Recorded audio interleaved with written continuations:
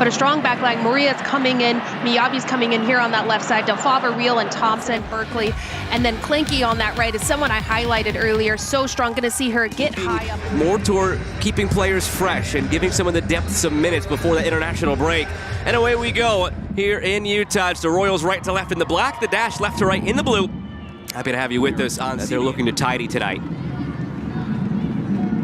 Second season in charge of this Houston side, a club that's been in flux over the last few years.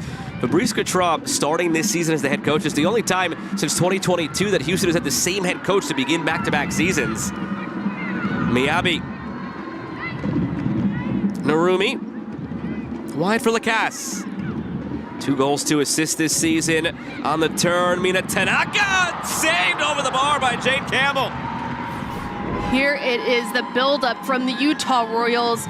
Chloe Lacasse cuts in. Look at this turn from Tanaka, just rolls her defender, and of course, why not get a shot from there? And Jane Campbell standing on her head early in this game. We knew that she was going to be tested. Houston, with a win, would have their best ever start through 7 matches in club history. Utah looking for a 5th straight win as Miyabi curls one in. Campbell makes the save.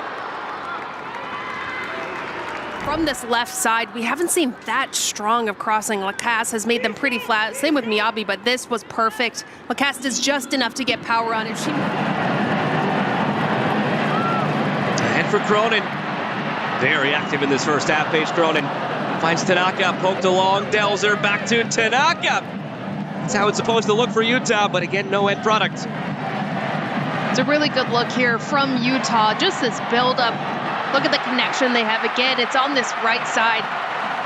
Patience, up, back, through. Could have made the additional pass to Lacasse. Probably had a better angle. Could have squared up and made the goal a little bit bigger. But I like the confidence. Quickly through now, there it is. Off the press, they win it back. Lacasse, 3 straight games with a goal. And Utah has the lead.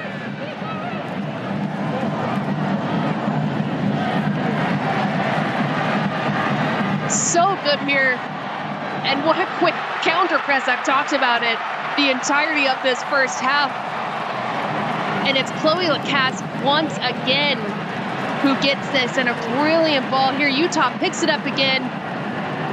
Delzer leaves it. Look at this slip between Berkeley and Nielsen. Chicago game I referenced earlier, a 1-0 win. They didn't score till about 20 minutes remaining. So another step in the right direction for a team that's already 5 unbeaten with 4 straight wins and looking for more. Cronin, options. Cronin through, Delzer came off of her left leg. Klinke pressured, sent upfield. And there is the whistle to end half number 1. Utah looking for a 5th straight victory, and plenty for this crowd to cheer about after the first 45 minutes. Held scoreless each of the last 2 games and held without a shot so far in this one, now underway in half number 2. Alongside Darian Jenkins, I am Joe Malfa. Happy to have you with us late night here on CBS Sports Network. Kate Delfava in the middle of it all has come the closest in the air on these corners twice so far tonight. Thompson driving it in, punched away by Campbell. Delfava closest again, volleyed back through off the bar. Oh, it stayed out. Tanaka keeps it alive. Tanaka going for goal. It drifts wide. From the floor. Look at this ball whipped in the traffic. Jane Campbell punches it out, but Miyabi, wow. Look at it just hit the crossbar. Campbell couldn't do anything about it. She hits it so sweet. It just continues to rise just a little too much, even seeing the crowd's reaction. Well, there's the thumbs up, there's the whistle, there's the wave to begin play. Much ado about nothing in the end, and we continue on. Delzer lost it.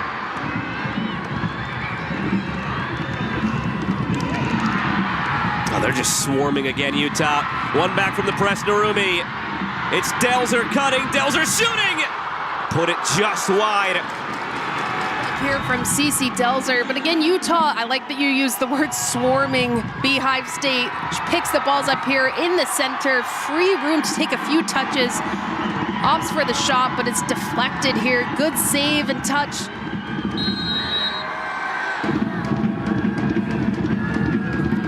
Thompson goes short, Lacasse, who has the lone goal of the evening. Back to Thompson, end line, fizzing it through. Well worked by Utah. Tejada makes it 2-0.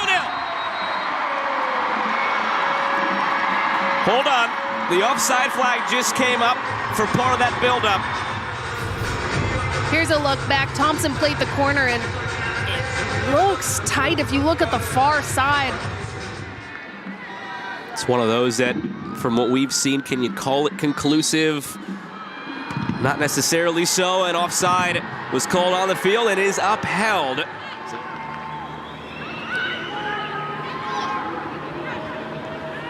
Raider. More time in the attacking end now for Houston. Settled by Harden. Laid off for Boateng. Dangerous left foot. Not afraid to let it fly from distance. But she was on her back foot, backpedaling. Jane Thompson lost it. Well done by Fassi. The hustle. Working back, your lead striker. Boateng in behind. Flag stays down. It's Raider just wide. First shot of the night for Houston. And then look at this ball through. Has just enough space and time. Opts to drive it far. Not far off from that post from Raider, but a really good look from Houston. Finally some sparks. Offside flag came up back around the 56-minute mark on Ana Tejada. Here is Tejada. Thompson curling a ball in.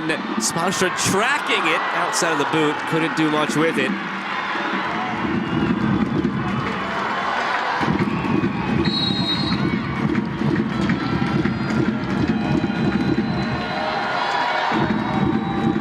Jane Thompson to the back post. Real keeps it alive.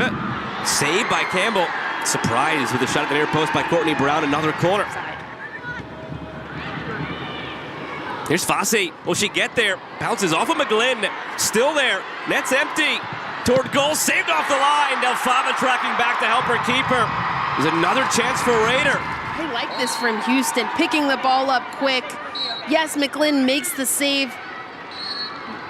With the touch wide.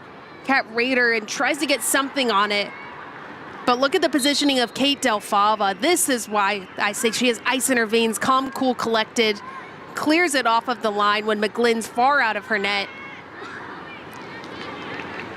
And keeps her team in the lead. And she's motivated. She's hungry. Had a meeting after he decided to go back to McGlynn after she had overtaken Justice again in training.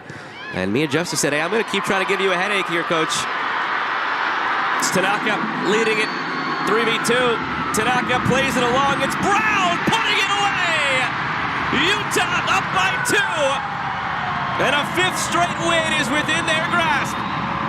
Such a good transition here from the Utah Royals. Let's take a look. They win it, and it's Tanaka driving into Paige Nielsen. Look at forcing her to make a decision. She has an option left to Mazingo. She opts to go right to Courtney Brown. Calm, cool, and collected as they come. Great first touch and finishes it behind Jane Campbell. Brilliant transition from Utah Royals. Houston not helping themselves, overexposed in the back. And Utah gets their second on the night. It's Courtney Brown's first of the season.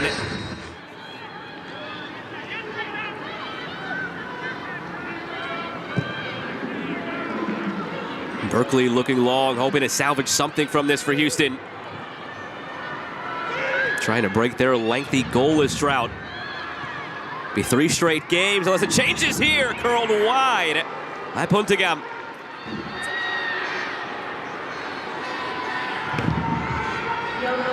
Houston's other question there was why not let the advantage play out in any event from the free kick. Floated toward that back post. Colaprico tracks it down. One last chance for Houston to try and at least get on the score sheet here. Raider driving it low. Back to Raider. Save made by McGlynn. And it'll go down as a stop from McGlynn. That wasn't the final whistle from Trevor Wiseman. Play continues. They have a corner to defend to see out another clean sheet potentially. It would be a 4th in a row for Utah. The 9th minute of stoppage time now begins. Corner near post. Cleared by Utah, not far enough. There it is, final whistle goes. Utah with a 5th straight victory. matching a club record, and they climb to second place in the NWSL. Yeah, look, obviously disappointed with the loss. I think we had a couple first starts this year. Obviously, first professional start with Kate Harden, so I think there's a lot of positives from that. I thought the players that came in the second half, I thought really gave us a boost, and I thought we created some pretty quality chances. So, yeah, unfortunate. Played a very good team, but now we have to reset, regroup, get back home, and get ready for Denver. Thank you for that. Max, go ahead. Good evening, Coach. Hope you're doing well, even with the condolences on the tough loss. You mentioned, obviously, that this month you're trying to get players at least quality starts. You obviously mentioned that, trying to get players off the bench, trying to get everyone equal minutes. Do you feel like in this kind of a match where you're playing a team that's on a roll, these kind of results are just kind of expected to happen considering the lack of experience? And do you feel like that was maybe necessary even in a midweek match? And it was more important to get players out to have experience in Kate and not have the best starting 11 tonight to try to win this match? I think we still put, a squad out that we could have gotten. I mean, I even said at the end of the huddle, I think we did enough to come out there with 1 point. So a little bit unfortunate on that. There's a lot of things that we have to take in consideration, not just this game, that we have to take in consideration for this week to make sure we're fresh and fit for this stretch. So overall, I'm proud of the group. Obviously not the result we wanted, but I'm proud of the group. And to that end, I obviously mentioned this to you on Saturday following the match to Seattle. The state of this offense right now just seems to be in flux. You guys were only able to convert or be accurate on 65% of your passes, which was the lowest of the season. It seemed your captain just came in here and just said that it felt like you guys were running at 10 miles an hour and they were running at 40 miles an hour. Do you feel like that? What is your at least answer to sum up at least what these last 3 matches have been offensively and what just needs to change immediately? Yeah, I think if you look at just the result of the games in terms of not scoring, I think if you look at it, but if you don't look at the actual game and seeing what we're creating, I think it's easy to come up with all sorts of, I would say, summaries of it. But if you actually look at it, our XG has been pretty high. So yeah, it's nothing to be alarmed about. We're going to hit the back of the net, and then it'll start opening up the floodgates. So I'm not worried about it. But on the opposite end of that, and this is my last question for me, Coach, your defense has at times been able to keep you guys in games. And especially tonight, even with what happened in the second half, to not give up any concessions on 15 corner kicks in a single match is at least probably something to at least hang your hat on. What can you say about how you guys have been able to improve, at least when it comes to set pieces, continue to at least work on that and have maybe all of the reps that you've needed now, maybe for at least the next couple matches, knowing that you had so many opportunities, particularly late in the match, where you were just having to have everyone in the box and it seemed like everyone was doing their job. Is that maybe a positive takeaway, even with the result?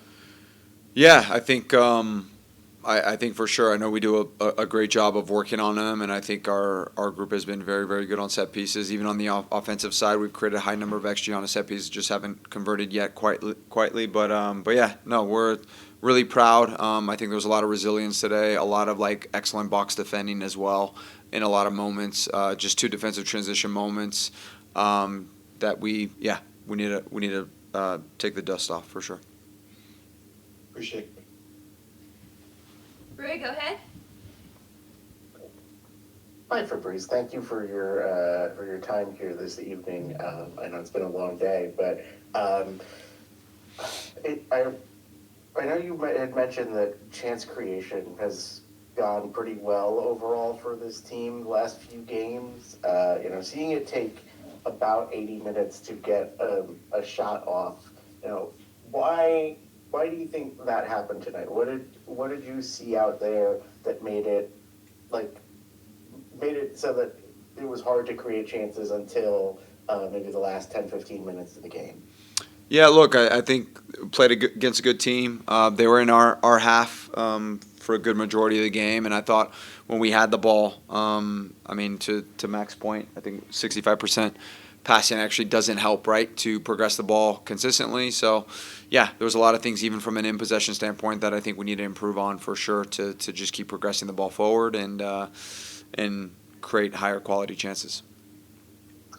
And then just as far as the 65% passing and the challenges in connecting there, what adjustments did you make, particularly at halftime and into the second half, to kind of get things moving and maybe play a little more direct and create some of those chances that came up late in the game?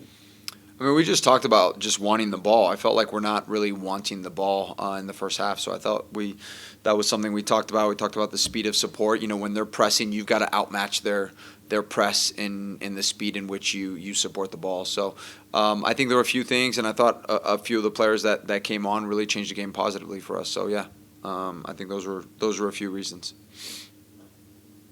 Appreciate it. And then one more for me, just the rotating of the squad and making sure that folks are healthy. I know it's such a long season, especially with new teams and schedule changes.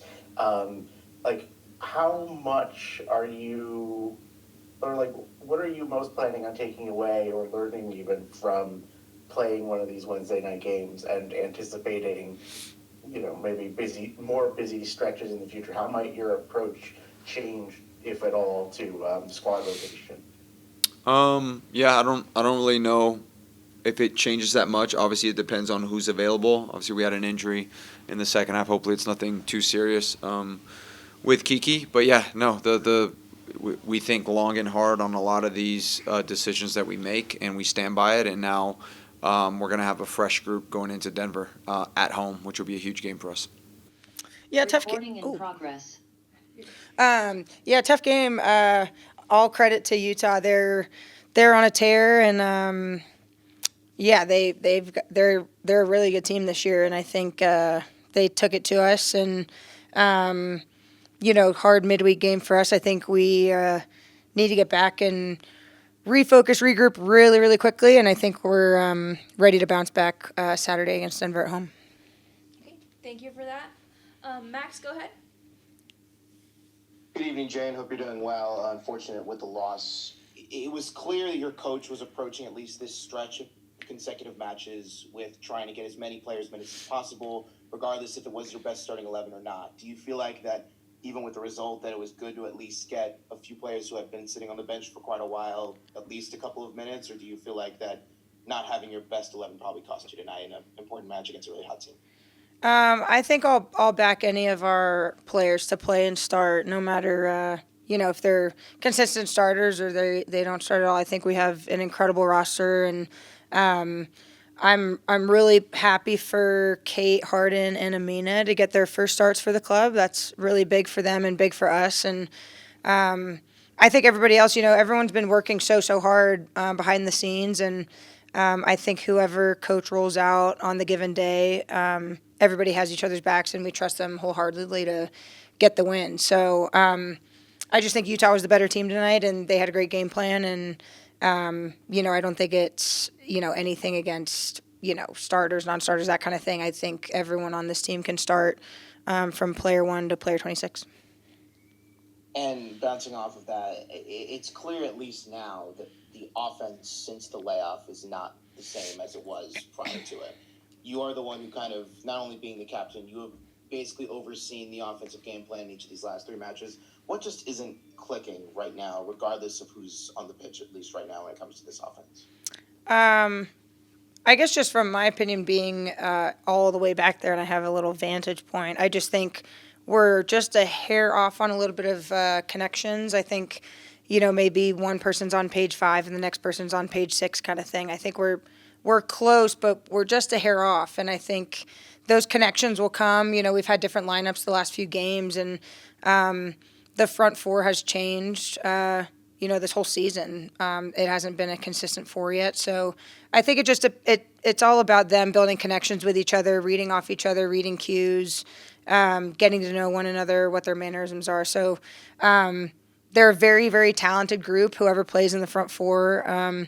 And whoever slides in those slots, I think anyone is capable of putting the ball in the back of the net. We can do it. It's just, it takes all of us. It can't just be, the front 2 or the front 4 that have to win the game. It has to be all of us. So something all of us definitely need to look in the mirror to and make sure we set them up for success. And lastly, for me, Jane, it was clear at least that you were dealing a whole lot, particularly in that second half when it comes to the set pieces. 15 corner kicks from Utah tonight. Do you feel like that you guys, from a stand, just by having all of the reps, at least in that formation, do you feel like that you guys are probably set up now going forward for how to approach corners defensively? Obviously, you have throughout the season, but it's clearly it was just becoming an abundance, especially later on through the match. And do you feel like that's at least maybe one of the few maybe defensive positives you guys can take away from the night? Yeah, I think I don't really want to give up 15 corner kicks ever. So, but yeah, I mean, we didn't concede on them, and again, credit to Utah. They had some very good set plays, and they came close. But I thought our defensive group, I mean, everybody was in the box. Everyone, I think, put their body on the line and really defended all of them quite well. They were really, really dangerous services, and I thought everybody did really well. I mean, Paige and Maggie were flying around on some corners, Leah, Kiki. So, yeah, definitely hats off to them, and they definitely were the reason we didn't concede on those. It wasn't just me. Appreciate it, Jane. Rooney, go ahead. Hi, Jane. Thanks for your time. Thanks for joining us after a long evening here. I wanted to actually follow up on the point about corners. I know that obviously that's not the sort of thing that you want. There's some good defensive performances there to keep things in check. But what do you think was happening structurally that allowed Utah to get so many corners off you guys tonight? I mean, I think, excuse me, I think a lot of things happen. You know, a lot of times they were playing a ball back and behind us, and, you know, someone like Paige or Malier are defending a through ball, and the only option was to go out for the corner. Or I think twice one of the Utah players shot the ball, and it whacked off of Lisa's back and went out for a corner, and then whacked off Malia's forehead and went out for a corner. So I don't think it was necessarily a structure thing. I think it just, you know, no pun intended, I think that's kind of just the way the ball bounced. And, you know, maybe we could have done a couple cleaner things to make the number from 15 to 12, but I'm not sure it's a structural thing. I would honestly rather have a corner than have them, you know, running in behind on a breakaway. I'd rather someone toe poke it out for a corner than them have a breakaway, so I'll take it. Yeah, makes sense. Now, the next thing is some of this might have been executing the game plan and sort of figuring out, you know, as a team what were the best decisions to make. But one thing that struck me was that it seemed like it took a while to switch from kind of the gradual build-up that Utah was responding to with that like heavy counter press. What went into kind of trusting that approach for a while, even when it was becoming